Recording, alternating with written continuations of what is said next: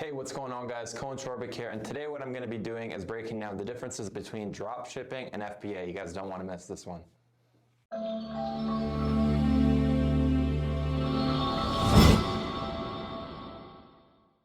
Hey guys, Cohen here, CMO of Smart FBA, and today I'm going to be talking about the differences between FBA and dropshipping because there are a lot of misconceptions between the two models. So let's start with FBA. FBA stands for Fulfillment by Amazon. So they're actually the ones that fulfill the order.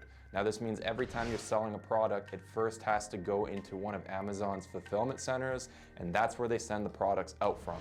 Okay, this is a lot different than drop shipping. With drop shipping, if you're the one that's actually selling that product, then you are the person fulfilling it. So that means that you do have to handle a lot of the stuff on your side if you are drop shipping, or if you're using a supplier, then you can simply have them ship out the products directly to the customer and really fulfill the orders from there. So if you're having a hard time choosing which one actually is more suitable for you, I'm going to go over a few different things regarding both FBA and dropshipping and see what's more suitable for you. So to start off, which one requires more capital? Which one do you need more money to actually do? I would say that FBA does require more capital because you're purchasing products up front. Okay, this isn't like drop shipping where you only buy a product once somebody's purchased that item. You actually buy the products up front with FBA and then you ship them out to Amazon's fulfillment centers. Now sometimes products can take a week to sell, other products may take a couple months or even more to sell, so you do have to account for that period of time of which items are sitting and waiting at Amazon's fulfillment centers. Now if you're somebody that's comfortable with floating some capital for an extended period of time and you're okay with Amazon holding that inventory and really just waiting for it to sell, then FBA can be a really good model because as you wait for things to sell, then things will turn and sell at a really good margin, and that leads me to the differences between the margins. Typically with FBA, you are going to see higher profit margins just because you are buying products up front, and sometimes those items can sell at 30, 40, 50+% margins just because you buy it in bulk. Okay, so this is substantially different than drop shipping where you're actually not even buying the products. You actually list them before you've even purchased them. So there are some pros and cons to that. Obviously, you don't have to worry about inventory, you don't have to worry about it waiting. However, you are also diminishing the amount of margins that you are going to receive on your items because there's a ton of different people that are actually competing against those same items if you are drop shipping. Now, another question that a lot of people ask is which one has a larger customer base? Are people mainly shopping FBA or drop shipping, or also known as FBM? Which one has a larger client base? This does go to Amazon FBA, okay, because a lot of people that shop online, they like to shop on Amazon Prime. With Amazon Prime, that's dealing with FBA because everything is then sent to Amazon. They fulfill the order and they can make sure to send that item on time rather than relying on whoever is selling it, aka drop shipping. They can be a lot more reliable with FBA where Amazon does send out the orders and gets everything sent out to that client. Okay, so you do have a larger client acquisition when you are dealing with FBA. Generally, it's a lot easier to win the buy box, which a lot of people talk about. Regarding the buy box, it gets you a ton more volume, you get way more sales. So from a seller perspective, you do get a lot of volume when you're dealing with FBA because there's a larger client acquisition and it's much easier to get that buy box, which again, gets you a lot more volume. So that does come with one con, okay? The bad part about it is there are typically higher fees when you're doing FBA. When you're doing drop shipping, it's a lot less in terms of the fees. However, that does come with some pros. Okay, you don't have to worry about any returns. Amazon actually deals with the returns on their side of things. Again, you get a lot more volume when it comes to your products, everything you're selling online.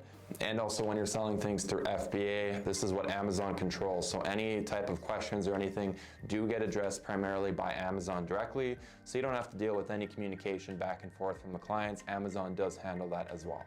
Now, as far as inventory management, if you are doing FBA, you are going to need a place to, store products and everything as you go because you're going to be shipping them to Amazon directly. So here at Smart FBA, for example, we have our own warehouse. We get everything first sent there.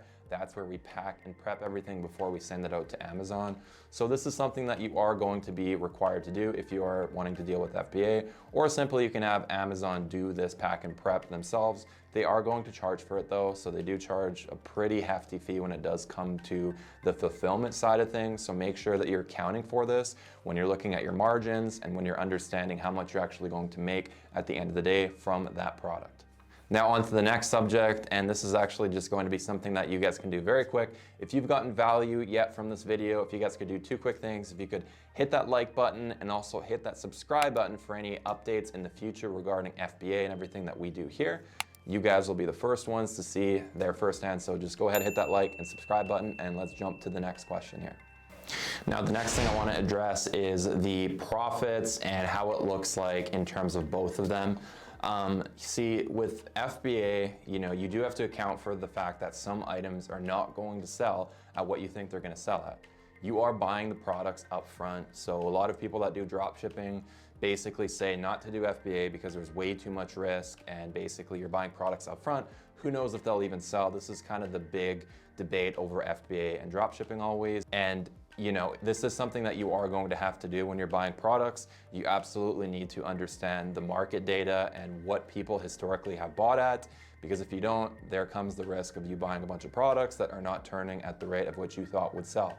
So this does come with a lot of research that needs to be done. There are a lot of things that you have to do as a seller to make sure that those items are going to turn at that rate. So with drop shipping, you don't need to worry about this. You're basically just buying the product once somebody else has purchased it, and you get it at a lesser rate from a supplier. So this can be very simple if you're doing drop shipping. And again, this is one of the things that if you are doing FBA, you need to make sure that the products you are purchasing are going to sell on Amazon and they're going to be turning at the rate of which you think they are going to sell at. Now that leads me to the risks of each. Okay, which one carries more risk? Now, again, this is a common debate between people that drop ship, is they mention the fact that with FBA, you buy products, you don't know if they're gonna sell.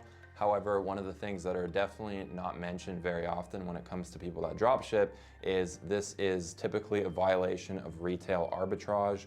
People that are, for example, using Walmart as a source for getting products, this is a direct violation against retail arbitrage online. So if you are going to be drop shipping, you need to make sure to abide by Amazon's rules, or they can suspend your account. This means that if you've been drop shipping and you're, let's say, floating $40,000 on a credit card in hopes of essentially receiving more because you purchased those items at a lesser rate than what you sold online.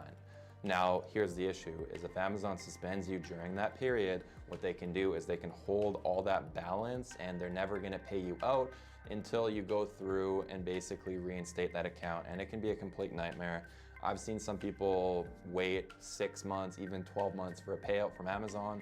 And of course, if you're carrying all this and need to make those minimum payments on your credit card, all of a sudden your credit can be massively affected because you're not making those payments on your card. So make sure that you're aware of these risks when doing drop shipping. You're understanding that these risks can happen. I've seen a ton of different accounts be suspended for various reasons. So make sure that you are aware of this and that you're not doing anything that violates any of Amazon's terms of service. So I hope this video helped clarify the differences between FBA and drop shipping and really makes you understand which one's more suitable for you guys. So again, without further ado, thanks again for tuning in, guys, and I'll see you guys next time. Bye.